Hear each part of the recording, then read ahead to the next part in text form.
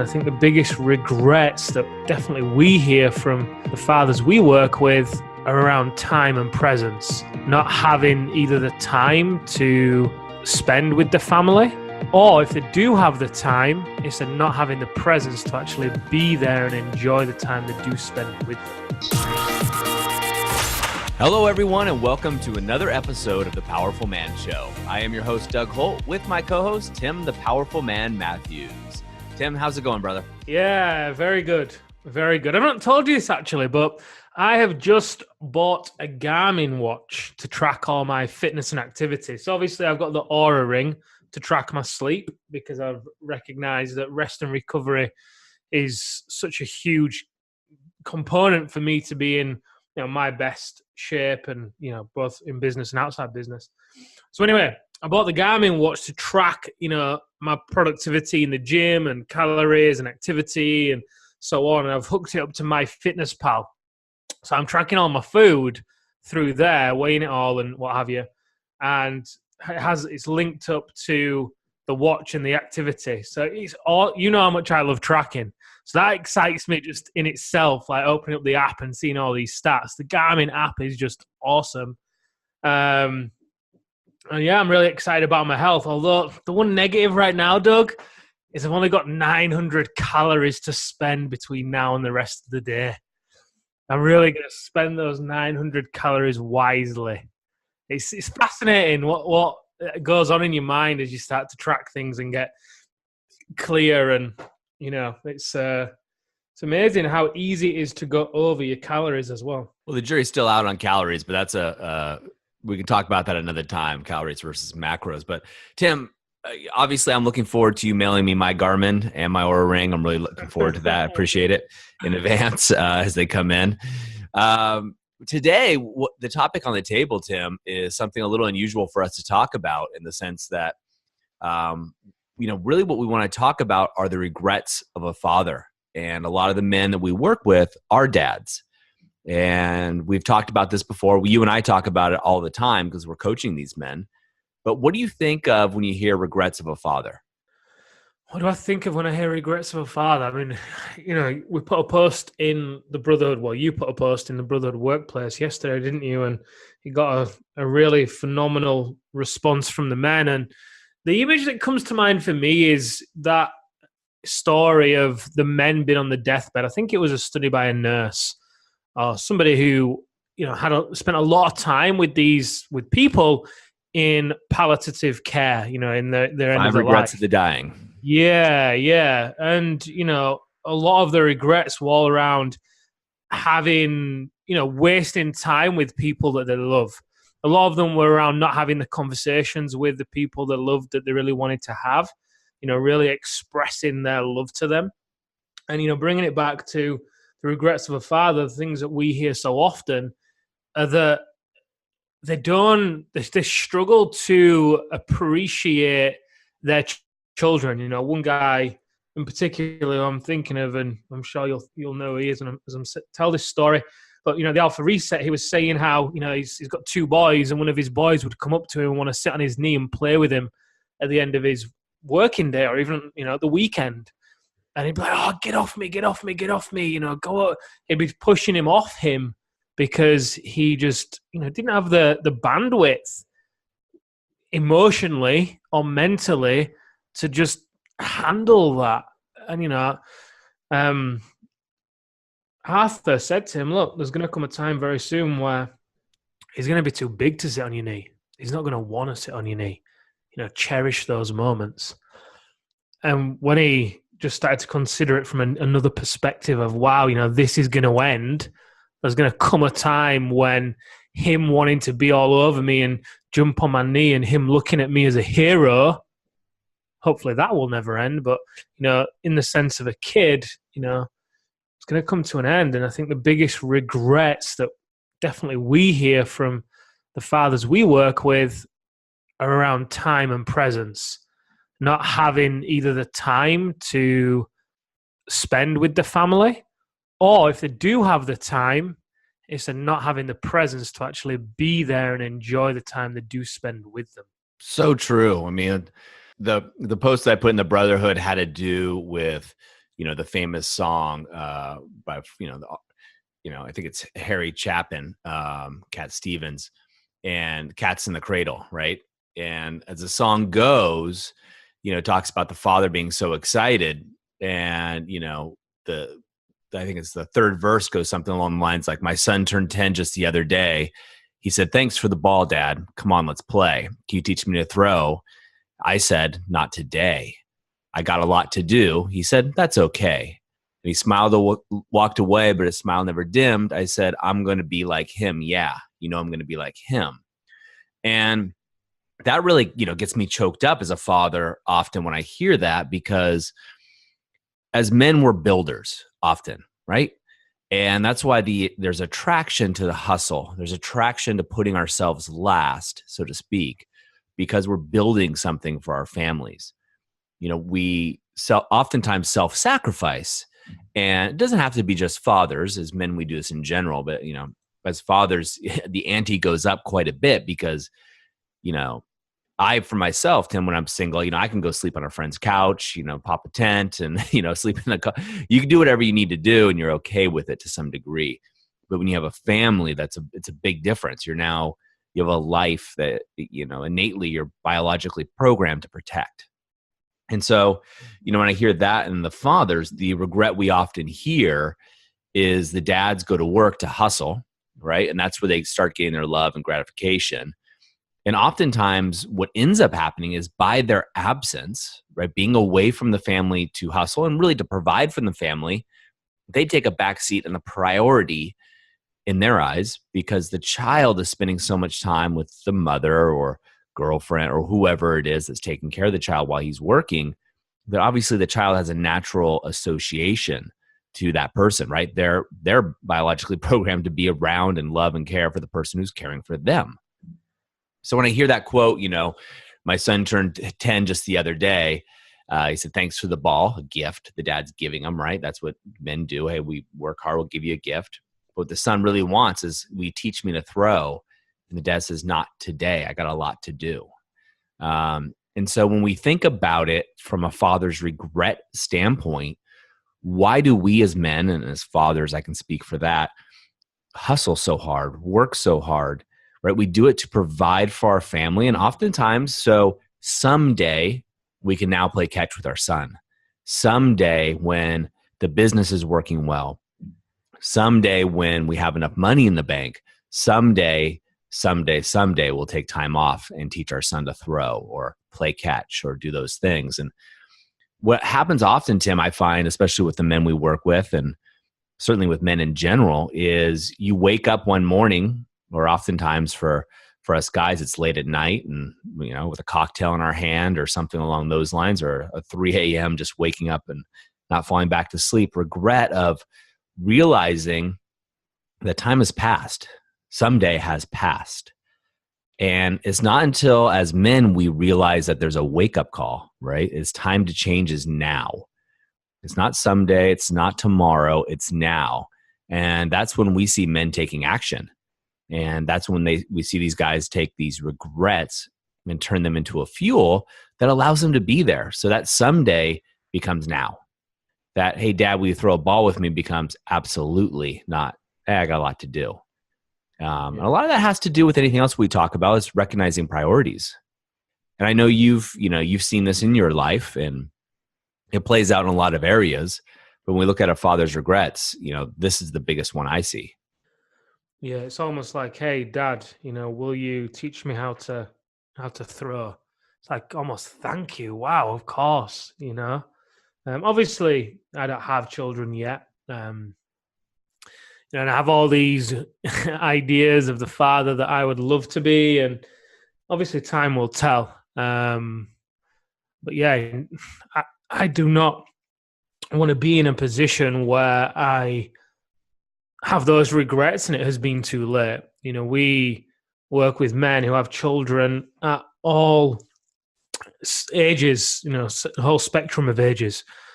Infants, toddlers, right up until 15, 16, 17. And I don't think you know this actually, but one of the men that recently joined, he was like, as he went into the program and he started to understand about the two versions of him and becoming aware of his shadow and really detaching from it, he then realized how much of his shadow he saw in his kids as well. And one of the biggest regrets for him was that his kids were then playing out the same story and hurts and wounds and beliefs that he's been playing out too. And he actually said, how do I rid my kids of their shadow? Because I feel like my shadow has been, impressioned upon them. I was like, wow. Wow. Yeah, it's, we see it time and time again, right? People talk about, the men that wake up. When we talk about waking up, it's almost like being unplugged from, the movie The Matrix. For the men that wake up, it's when they realize that someday has passed. Oftentimes they'll look at their kids and they'll go, "Oh crap," right? And they use other words than crap, but they'll say, "Wow, they are turning into just like them," right? They're doing the same behaviors, even at a very young age. We've had men talk about crying that their children are acting out, or are treating others the same way that they treat them, right? Whether it be their mother or their spouse. Or one gentleman we have has had anxiety issues in the past. And what triggered him is he saw his daughters having extreme anxiety at a very young age, just like dad does. And, we go back to that Cats in the Cradle song. It ends with, kind of this, the father now has time, right? He's retired. And now that is someday for him, right? Oh, someday I'll be able to hang out with my son. He's retired, but his son has moved away, started his own family. And so he reaches out to his son, and his son says, "Hey dad, I love to find the time. You see, my new job's a hassle and the kids have the flu, but it's sure nice talking to you, dad. It's been sure nice talking to you." And that's when the dad hangs up the phone, and it occurs to him, wow, his son grew up just to be like me. And now his son doesn't have time for him. And that's how we see this playing out in this cycle. And Tim, you and I know, and I want to share this with the people listening, when we go through the Alpha Reset, we do some deep exercises, and we see these cycles that have played out generation over generation over generation until somebody has the courage to be vulnerable and step up and raise their hand and say, no more. Hey guys, I want to interrupt this episode because I want to talk to you about something important. We put together a case study on how almost 300 men have taken control of their lives. They're 4Xing their business revenues, and they're having more connected and intimate sex, all without sacrificing their relationships or their health by using the activation method. Now, a lot of you have contacted us and they want to know how they're doing it. We put together this short 11-minute case study just for you, so you can see how these entrepreneurs are achieving this level of success. To get this case study, all you have to do is go over to thepowerfulman.com/11. Yep, that's 11. And you can get the case study right now. All right, it's only 11 minutes and it's going to show you exactly how these men have done it. All right, let's get back to the episode. So true. And the money cannot buy these kind of values, can it? Often we pin someday on the fact that, when I get to that point, I'll have a certain amount of money and with it a certain amount of freedom. But, there's families that I can think of, I don't know if you've seen this, Doug, but, I've seen it a lot in my time in the UK. I come across from time to time some very underprivileged families, and often they're families that are immigrants to the UK. They're not born in the UK, although the kids might be born in the UK or they may have come to the UK at a very young age. You will see them playing out on the local park. And, like I say, we speak to some of them, and every time the sun is shining, they're all out there. The entire family are out there playing catch or tig or, whatever it is, tag rugby, whatever it is, they're all there just having fun, laughing, smiling. And the family values that they appear to have And that, when I've spoken to them, that, their ethos around their family, they don't have a lot of money. They don't have a surplus amount of cash. They can't take, extravagant holidays or, rely on material possessions.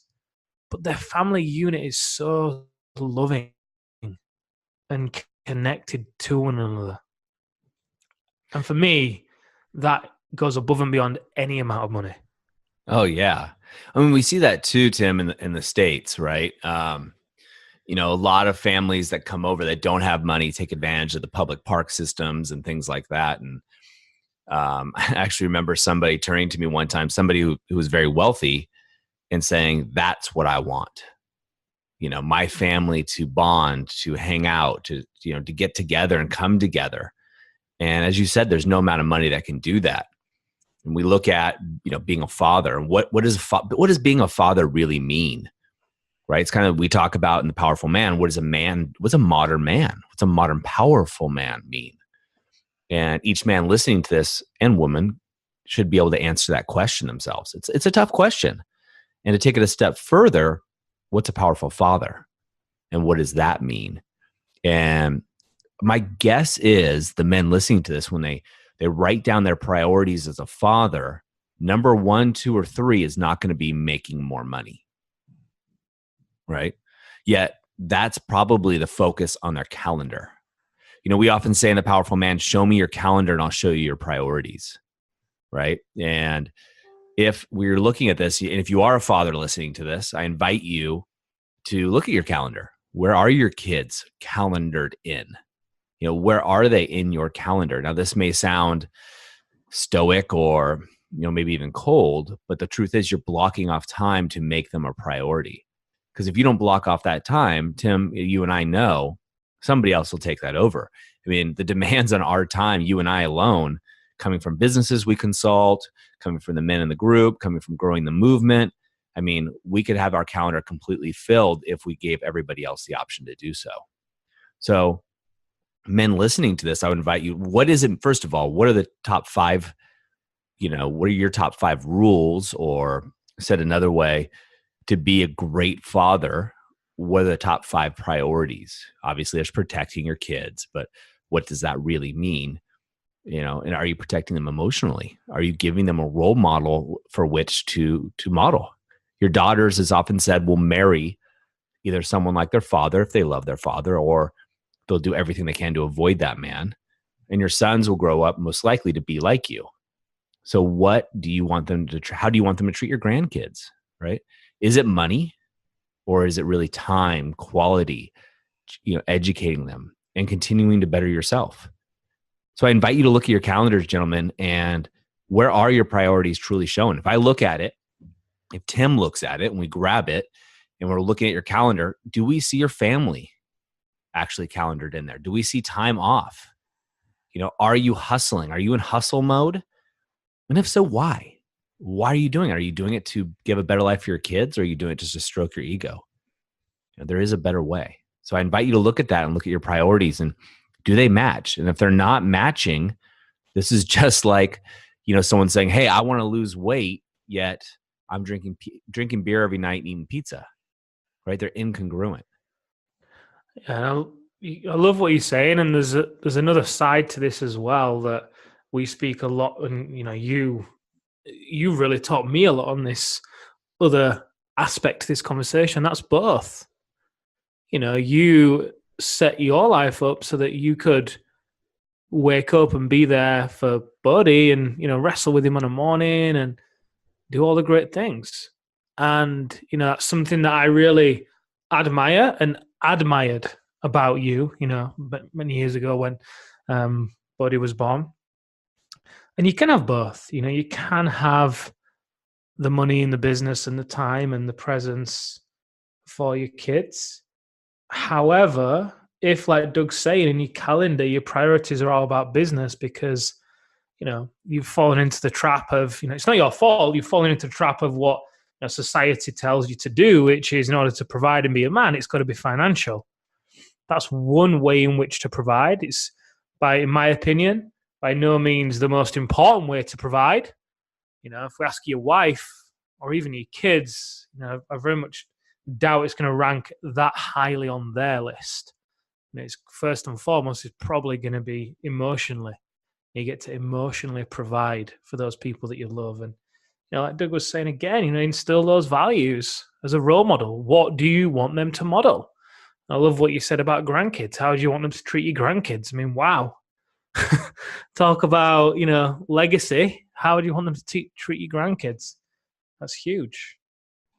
Yeah. And I'm not saying by any means, I love money. I love making money. I definitely think you can, in the world of right, is what we're talking about here. It doesn't have to be this or that, except I do believe that you can't have the long-term hustle mentality. No. Right? You can't be a grinder and do 12-hour days, 6 days a week, and still have enough energy and time to have a quality connected relationship with your children. I've never seen that work out well yet. To a high level. For there's seasons for everything, right? And sometimes there are seasons when we have to, or we get to put in a little extra work and effort. But over the long haul, what is it you really want to do? So coming out of this call, guys, I'm going to challenge you to do 2 things, 3 things. Make it 3. 3 is my favorite number, so let's do 3. 1 is, what are the top 5, right? Top 5, what you'd say, ideals of a father, right? And when I mean by ideals, I'm not saying romantic, but think about your own childhood. Like, what did you want as a child, and how did your father, what were the things he did right or wrong? But for you as a father, what are and if you're not a father, you should still write these down. And, things are going to change when you become a parent, just like they do when, we always have our best plans and ideas. But what are those top 5 things, right? Is it providing money? And if it is, how much, right? Don't be specific. And if it's spending time with your children, what does that mean to you? Like Tim said, I wake up and I wrestle with Bodhi, and we have a 3-story house we're in now, and we travel all over the world. And I was just upstairs, wrestling with Bodhi. We got him a new truck for his birthday, and we're playing with it. And it was fun. So what are your priorities here? And then step 2, look at your calendar and be honest with yourself. And does your calendar reflect those priorities? And if not, it's time for a change, I would suggest. And step 3, I'm going to encourage you to hold yourself accountable by posting your findings in the Activation Method Facebook group. And the reason I encourage you to do this is twofold. One is, by making a public declaration of what you found, it is going to further encapsulate and push you to make the change. And the second reason to do this is you will actually gain brothers along this journey and inspire other people to make the changes that they need. Most people are, they're voyeurs. There's 2 types of men, right, that are going to listen to this, and we talk about this often. There's a type of man that's going to listen to this and go on to the next podcast, keep driving their car, working out, or what have you, and they're going to forget about this conversation. And tomorrow they'll have something else. There's someday, like that Cat Stevens song, there's someday will be next year, and then it'll be the next year. It'll never come until it's too late. Then the other type of man is a man that's going to hit pause and take action right now. And that man is going to get results, and that man is going to make a public declaration in the Facebook group. So that's my challenge to you guys. I'm publicly calling you out and challenging you right now. You know who you are, and I'd love to see what you get. I love it. I'm excited to see who takes your challenge. So, Tim, anything you want to leave in closing for these men? I'm really excited to see who takes the challenge and see what shows up in the group. I am genuinely excited to see that. I really am. Yep. All right, guys, that's it for us today. A great topic, Tim. Thanks so much. And we will see you next episode. Have an amazing day, guys.